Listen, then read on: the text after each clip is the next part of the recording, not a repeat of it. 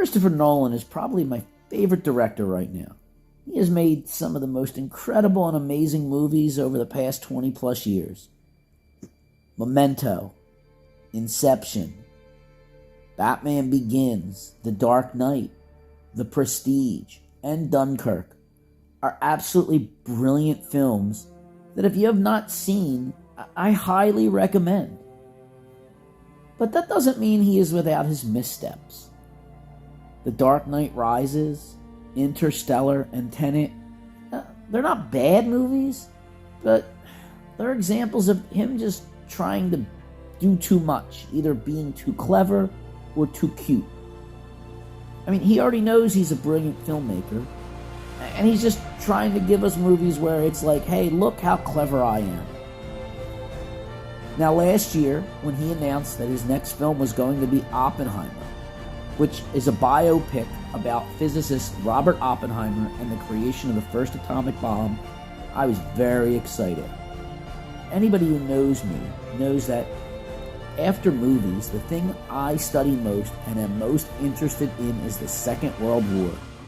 Hell, my friends and family know if it's time to get me a gift and they don't know what to get, just go to the bookstore, go to the World War II section, grab anything. I'll read it and love it. So a movie coming out about the Second World War with my favorite director, sign me up for that one. And finally, after waiting a year, Oppenheimer was released into the theaters last weekend. So what do we have here? Is this another brilliant Nolan film? Or is it one of his missteps where he tries to be just a little too clever for his own good? Well, before we talk about that, let's talk a little about the plot first. So our story begins with a young Robert Oppenheimer traveling the world, learning physics. He rises in status in this field and catches the eye of the United States military, who is developing an atomic bomb program. The military is a bit apprehensive about him, however, because he does have ties to communism. But he assures them that he has no communist sympathies, so General Leslie Groves taps him to lead the Manhattan Project to develop the first atomic bomb. Now, Oppenheimer is Jewish, and he is particularly driven by the possibility that the Nazis have a nuclear weapon program underway, which historically they did before we did. So Oppenheimer assembles a team of scientists in Los Alamos, New Mexico, to secretly create the bomb, intending for it to save the world despite its potential global repercussions. So it's time to discuss some pros and cons with this film. We'll begin with the pros. The biggest pro for this movie is the acting. My God, it's brilliant. I can't say enough about this cast. Emily Blunt as Kitty Oppenheimer, Matt Damon as General Leslie Groves, Robert Downey Jr. as Lewis Strauss, Florence Pugh as Jean Taylor, Josh Hartnett as Ernest Lawrence, Casey Affleck as Boris Pass, and Rami Malek as David Hill are all absolutely fantastic. Especially Blunt, Damon, and Downey Jr. Actually, I would go so far as to say all three of them deserve to be nominated for multiple awards. They are so good, particularly Robert Downey Jr. But, to quote our English football friends, the man of the match is absolutely Cillian Murphy. He is unequivocally brilliant as Oppenheimer. This might be the best acting performance I've seen in a long time, and definitely the best performance I've seen this year. If he isn't at least nominated for an Academy Award, it's a crime. And if he doesn't win it, it's a travesty.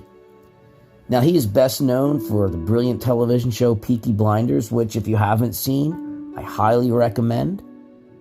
But he is also what I like to call a Nolan guy. Nolan tends to use a lot of the same actors for his films, and Murphy has appeared in Dunkirk along with Inception and The Dark Knight. Another pro is that this movie is visually stunning. The practical effects are absolutely amazing. Now, this has always been a strength of Nolan. Even his films that, aren't as good. they're very pleasant to watch. Finally, the Trinity atomic bomb test was one of the best practical effects scenes that I had ever seen.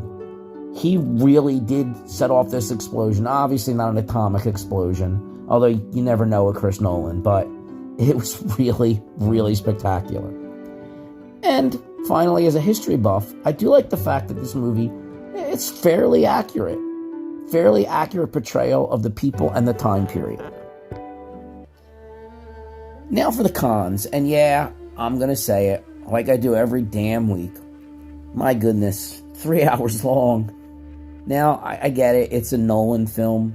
They're always long, and maybe I'm just tired from watching so many damn long movies, but you figure a half hour of trailers, 3 hours worth of film, that's a 3.5 hour day.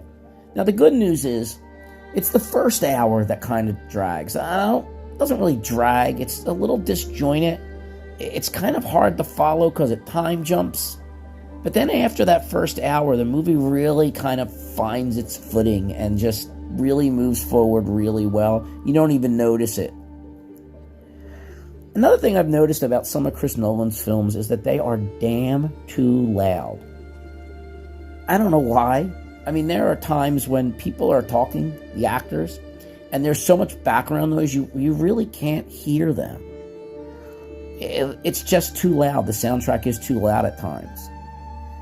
Also, it does help to appreciate the film if you have a little bit of historical knowledge about the people and the places and the events, because they do throw things out there that, while I know, because I do read up on some of this stuff, that if you don't, you might not get it, and it might rob a little appreciation from the film. But, not a ton, just a few instances. So, what do I rate this film? I thought it was absolutely brilliant. I loved it. I'm going to give it an 8 out of 10. This is the best acted film I have seen in a very long time. It's visually amazing. It's well written. And while I completely understand that a 3-hour biopic about Robert Oppenheimer, that may not be for everyone, but if you are a fan of Chris Nolan, a fan of well-acted movies with a great script and some amazing practical effects, then I highly recommend you go out to your theaters and see this. And as always, if you like what you heard, click the like button, subscribe, leave a comment. I will get back to you and answer any questions. You can tell me I'm right, wrong, or indifferent, and we can discuss it civilly. And if you did not like what you heard, well, I do thank you for giving me your valuable time, and I'll see you next week. Take care.